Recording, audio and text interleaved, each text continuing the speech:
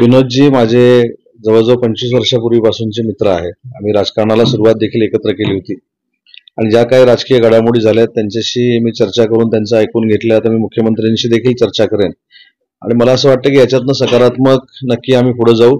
आज त्यांच्या सगळ्या सहकार्यानं देखील मला भेटता आलं, त्याबद्दल मी त्यांना मगाशीच धन्यवाद दिलेले आहेत आणि त्यांची देखील टीम स्ट्रॉंग आहे याची देखील कल्पना मला आहे. आणि जी काही चर्चा झाली ही प्रसारमाध्यमांना न सांगता मी मुख्यमंत्री महोदयांशी चर्चा करेन. आपण सांगितलं मुख्यमंत्री येणार आहेत.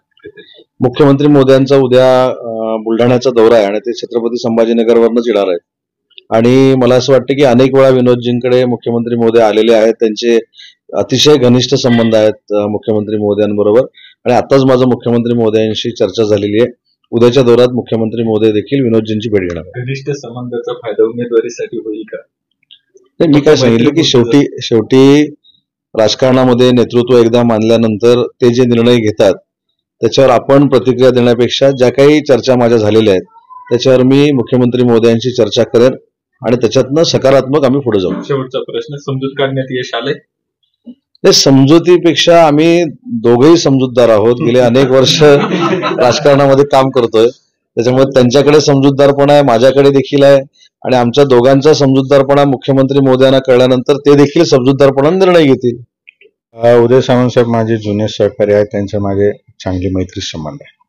त्यांनी जरूर मला विनंती केली, त्यांनी सांगितलं की संभाजीनगर लोकसभेमध्ये आपण आम्हाला सहकार्य करावे. यावर मी त्यांना ठामपणे सांगितलं अजूनही उशीर झालेला नाही. आपण परिस्थितीचं भान ठेवून राज्यामध्ये अनेक ठिकाणी बदल केले. त्याच पद्धतीने छत्रपती संभाजीनगरमध्ये एक तातडीचा सर्वे करावा आणि त्या सर्वेमध्ये सर्वसामान्य जर माझ्या बाजूने नसतील तर याच्यावर आपण चर्चा करू. परंतु मला पूर्ण विश्वास आहे सर्व 18 पगड जातीचे तरुण माझ्यासोबत आहे.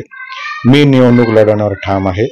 ही स्पष्ट भूमिका मी त्यांच्यासमोर मांडलेली आहे आणि मी त्यांना उलट विनंती केलेली आहे की आपणच उमेदवार बदलावा व एक खासदार आदरणीय मोदी साहेबांकडे पाठवण्यासाठी सहकार्य करा. हे बघा, निवडणूक मी लढणार आहे, मी जाहीर केलं. महायुतीने सांगितलं आम्ही तुझा विचार करतो, मी त्यांच्याकडे उमेदवारी मागितली. जर महायुतीला असं वाटत असेल त्यांनी दिलेला उमेदवार योग्य आहे तर तो निर्णय त्यांचा. विनोद पाटील आणि सर्व सहकारी म्हणून आमचा निर्णय झालेला आहे. ही लोकसभा ताकदीने जिद्दीने निवडून येण्यासाठी आम्ही लढणार आहोत. कोणत्याही व्यक्तीला विरोध करण्यासाठी आम्हाला लढायचं नाहीये, आम्हाला आमचा विकास करण्यासाठी लढायचं आहे. मी या अगोदरच सांगितलं, मला प्रश्न कळलेले आहे, माझ्याकडे त्याची उत्तर आहे. यामुळे ठामपणे मी निवडणूक लढवणार आहे. त्यांनी मला कल्पना दिली उद्या माननीय मुख्यमंत्री शिंदे साहेब इथे येऊ इच्छिता. म्हणलं आदरणीय साहेब यापूर्वी आलेले आहे आणि साहेबांचं स्वागत आहे, साहेबांचं घर आहे, त्यांचं स्वागत आम्ही जरूर करू. परंतु निवडणुकीच्या चर्चेसंदर्भात ही माझी आग्रही भूमिका आहे की उमेदवारी मला देण्यात येईल. पण आज जे महायुतीचे